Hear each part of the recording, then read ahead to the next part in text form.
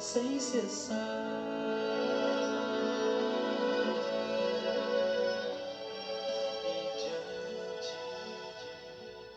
Isaías 53, a palavra de Deus diz assim: Quem creu em nossa pregação e a quem foi revelado o braço do Senhor? Porque foi subindo como renovo perante ele e como raiz de uma terra seca. Não tinha aparência nem formosura, olhámo-lo, mas nenhuma beleza havia que nos agradasse. Era desprezado, o mais rejeitado entre os homens, homem de dores e que sabe o que é padecer. E como um de quem os homens escondem o rosto, era desprezado e dele não fizemos caso. Certamente ele tomou sobre si as nossas enfermidades e as nossas dores levou sobre si. E nós o reputávamos por aflito, ferido de Deus e oprimido. Mas ele foi traspassado pelas nossas transgressões e moído pelas nossas iniquidades. O castigo que nos traz a paz estava sobre ele, e pelas suas pisaduras fomos sarados. Todos nós andávamos desgarrados como ovelhas. Cada um se desviava pelo caminho, mas o Senhor fez cair sobre ele a iniquidade de todos nós. Ele foi oprimido e humilhado, mas não abriu a boca.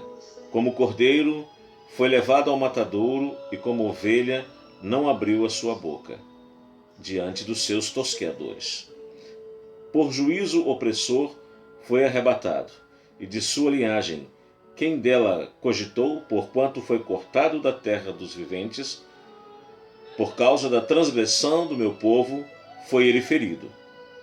Designaram-lhe a sepultura com os perversos, mas com o rico esteve na sua morte, posto que nunca fez injustiça, nem dolo algum se achou em sua boca. Ora, nós queremos compartilhar nessa noite uma pequena palavra, justamente pensando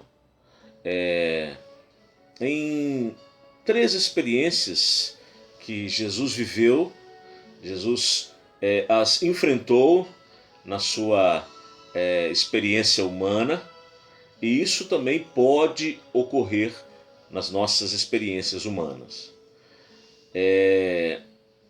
Eu estava pensando nesse texto e tentando compreender sobre a vida de Jesus. Nós vemos que a Bíblia diz que o salmista declara que não há nenhum justo sequer. Ninguém busca a Deus. Todos se desviaram nos seus caminhos. Paulo também fala essa palavra.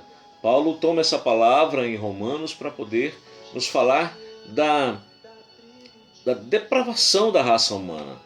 Toda a raça humana se desviou de Deus. Todo homem se desviou de Deus. Ninguém de nós éramos atraídos por ele. Ou nada em nós o atraía. Que não havia nada em nós que o pudesse agradar. E nesse texto de Isaías fala que quem deu crédito à nossa pregação, né? A quem foi estendido, a quem foi, como é que está aqui o texto? Desculpem, a quem foi revelado o braço do Senhor. E aí diz que ele foi crescendo como um renovo, uma planta numa terra seca, onde Deus olhava e não encontrava ninguém, nenhum justo. Mas aí há um momento em que Deus olha para a terra seca, para a terra sem nenhuma expressão, e vê ali um renovo nascendo. Ali está a experiência da encarnação do Verbo. Então aquele renovo agora faz com que o Pai olhe para a terra. E o Pai está assistindo justamente esse florescer de uma vida verdadeira, ou esse florescer de uma verdadeira humanidade. E nós sabemos, sim, muito pouca informação, segundo o texto bíblico, da experiência de Jesus na sua infância, na sua adolescência, e também naqueles anos de silêncio depois que Jesus tem uma última aparição ali no templo, quando os pais vão para Jerusalém adorar com toda a nação, e eles se encontram ali no templo, E passada a festa, os pais indo embora, Jesus fica ali, os pais voltam e encontram no templo sendo arguido pelos escribas, pelos doutores da lei.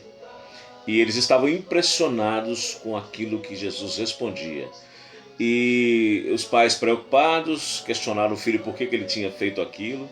E quando a gente tem relatos anteriores, é o que? Lucas falando do nascimento, Lucas falando daquela noite maravilhosa e gloriosa do nascimento do Verbo encarnado.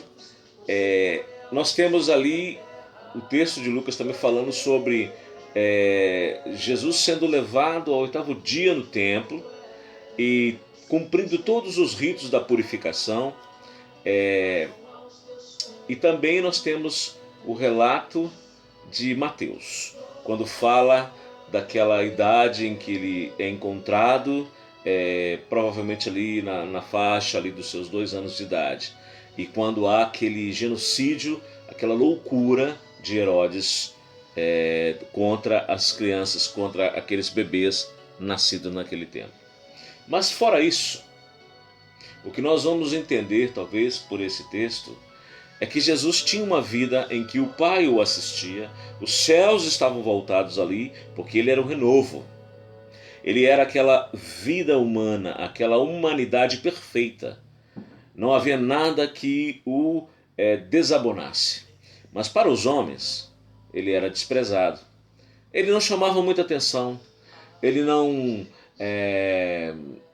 tinha nada nele que pudesse atrair as pessoas. Nada nele encantava ninguém.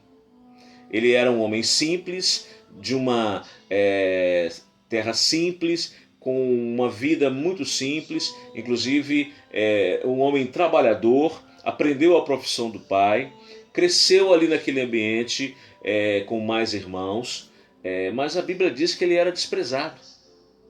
E alguns o tinham por ferido de Deus, um homem aflito. Mas na verdade, nesse tempo do silêncio em que ele era desprezado, rejeitado, ninguém se sentia atraído por ele, era quando esta vida perfeita estava sendo ali trabalhada, amadurecida. Porque chegará um ponto na história da vida humana de Jesus em que ele vai descer ali ao Jordão, ele vai ser batizado por João, mas quando ele chega para João para ser batizado, João diz assim, mas como? Por que tu vens a mim? Eu é que tenho que ir a ti. Aí ele fala, para que se cumpra toda a justiça. A partir daí, irmãos, a história humana de Jesus muda. Porque Jesus passa agora a ter evidência, o seu ministério agora passa a ser público, e Jesus começa a ter uma nova projeção dentro da nação. Apesar de que na sua terra ele mesmo disse que não pôde fazer muitos milagres por causa da incredulidade do seu próprio povo. Mas ele era desprezado, era considerado um aflito, um ferido de Deus pelos homens. Todos que olhavam para ele não sentiam nenhuma atração por ele. A rejeição, a desqualificação, o desprezo, são experiências que nós não suportamos. Porque para nós é difícil enfrentar a não aceitação, de não fazer parte de um contexto. E Jesus veio para o que era seu, mas os seus não o receberam. E essa experiência foi onde Jesus construiu essa vida de maturidade. Diante de Deus, no silêncio. E muitas vezes nós temos lutas para enfrentar essas dificuldades. Quando temos que enfrentar esse ambiente do desprezo, da desqualificação, da rejeição e de andarmos às vezes sofridos por causa dessa situação, o Senhor vem nos ensinar que é nesta condição de rejeitado, de desprezado, desqualificado, as pessoas nos desqualificam, as pessoas falam mal de nós, as pessoas destroem a nossa imagem através da difamação. O Senhor está dizendo para nós, é nesse momento, no silêncio, em que eu construirei a maturidade que eu desejo, porque é nesse momento do desprezo, da rejeição, que nós encontramos a vida de maturidade.